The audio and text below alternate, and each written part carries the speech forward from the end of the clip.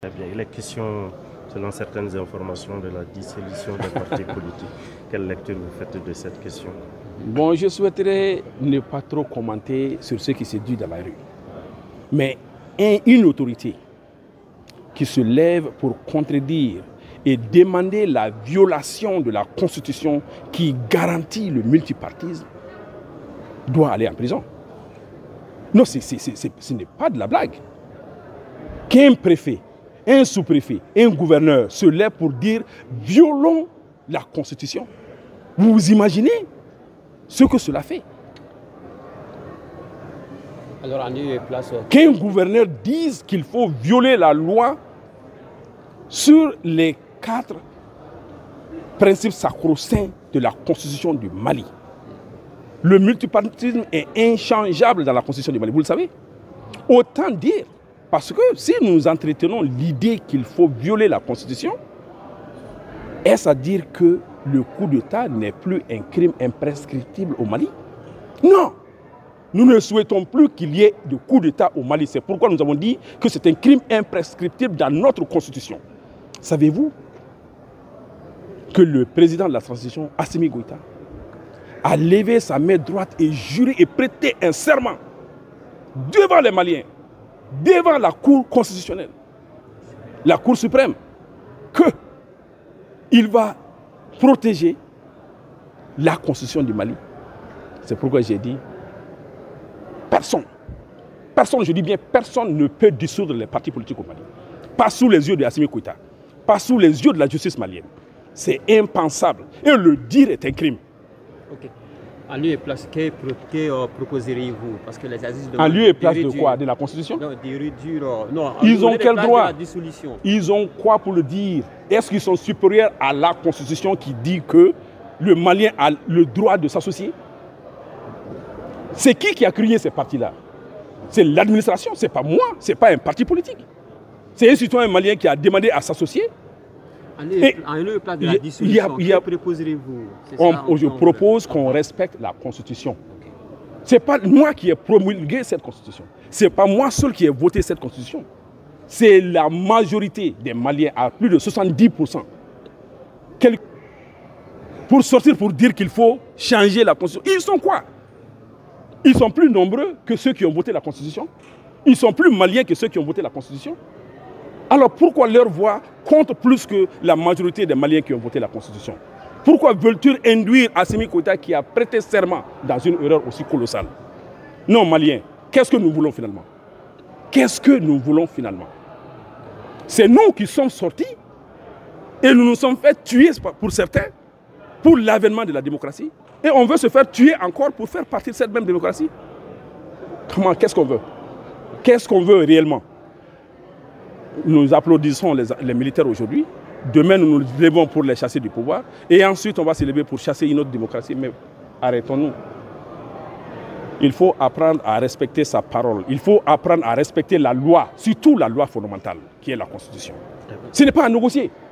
Je ne négocierai pas qu'il faille plaire à quelqu'un que des individus qui se lèvent pour dire qu'il y a trop de partis politiques. Disons-nous la vérité.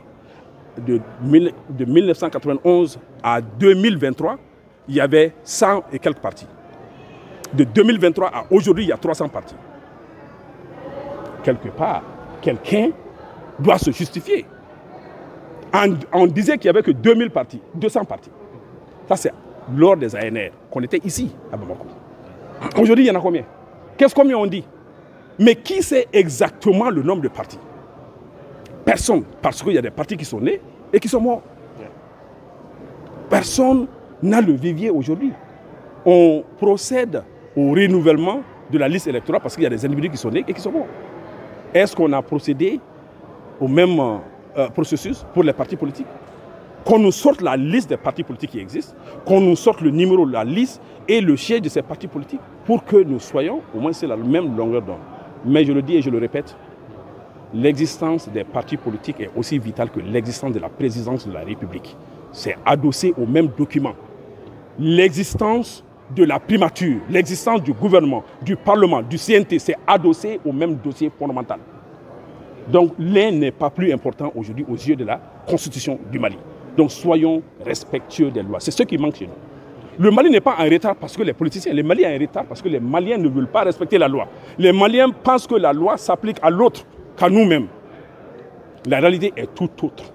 Et c'est ce que nous allons expliquer aux gens. Nous n'avons pas froid aux yeux, nous n'avons pas peur, nous n'avons pas honte. Je suis homme politique, je le réclame. Montrez-moi aujourd'hui au Mali ceux qui se réclament maliens, qui ont réalisé 50 écoles dans 50 villages à travers le Mali, sans pour autant avoir accès au pouvoir d'État. Montrez-moi un d'entre eux qui a envoyé 100 enfants maliens aux universités américaines sans avoir accès au pouvoir d'État. Montrez-moi un Malien qui réclame la dissolution des partis politiques, qui a fait 78 forages à travers le Mali sans avoir accès à la trésorerie d'État ou aux ressources du Mali.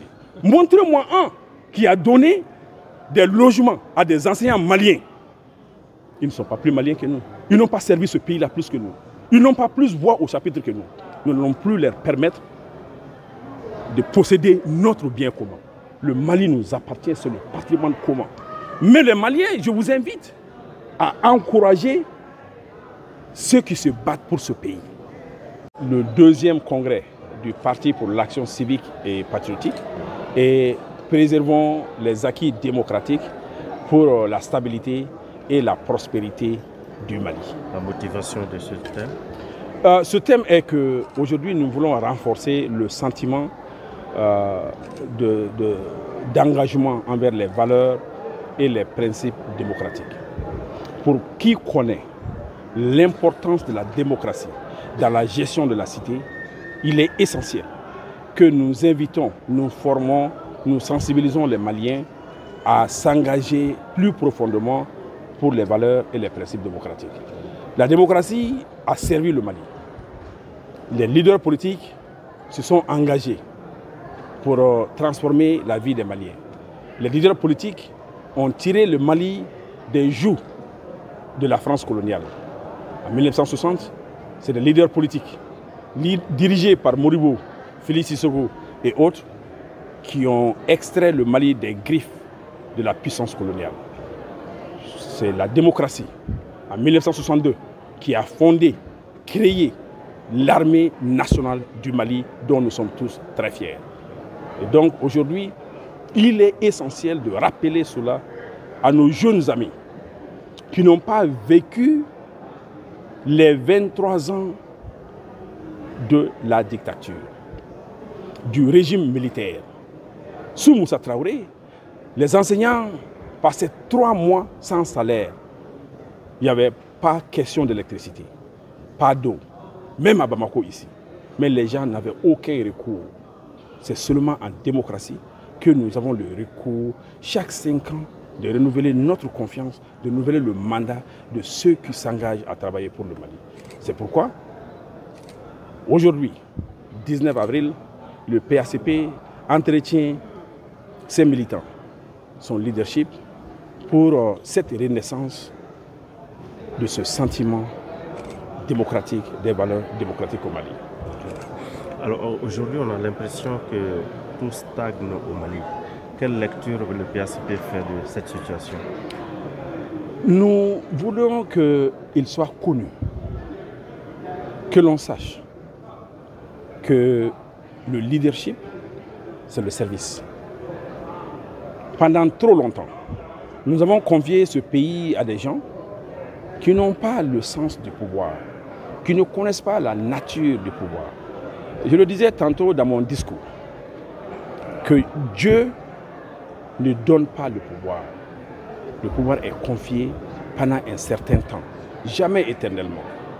Mais le pouvoir a pour nature et objectif d'aider le plus grand nombre à accéder à 3 repas par jour, à accéder à la souveraineté, à la sécurité, à la santé, à l'éducation. Dès lors qu'on travestit la nature du pouvoir pour autre objectif que satisfaire le besoin du plus grand nombre, Dieu lui-même t'arrache ce pouvoir qui t'a été confié. Voilà pourquoi nous insistons que le Mali n'est pas condamné à la pauvreté. Le Mali n'est pas condamné à l'obscurité. Le Malien n'est pas condamné à avoir peur. Nous devons respecter la loi, nous ne devons pas avoir peur de la loi. Et donc ce sentiment doit renaître dans le cœur des Maliens. que chacun a le droit d'une justice, que chacun a le droit à une éducation de qualité pour ses enfants, que chacun a le droit de pouvoir marcher dans un hôpital et avoir accès à des soins de santé de qualité. Voilà ce Mali que nous voulons, voilà ce Mali que nous pouvons construire pour chaque Malien, mais seulement dans la démocratie. Jamais dans un pouvoir d'exception, jamais dans un pouvoir dictatorial, jamais dans un pouvoir militaire. Il faut aller à la démocratie.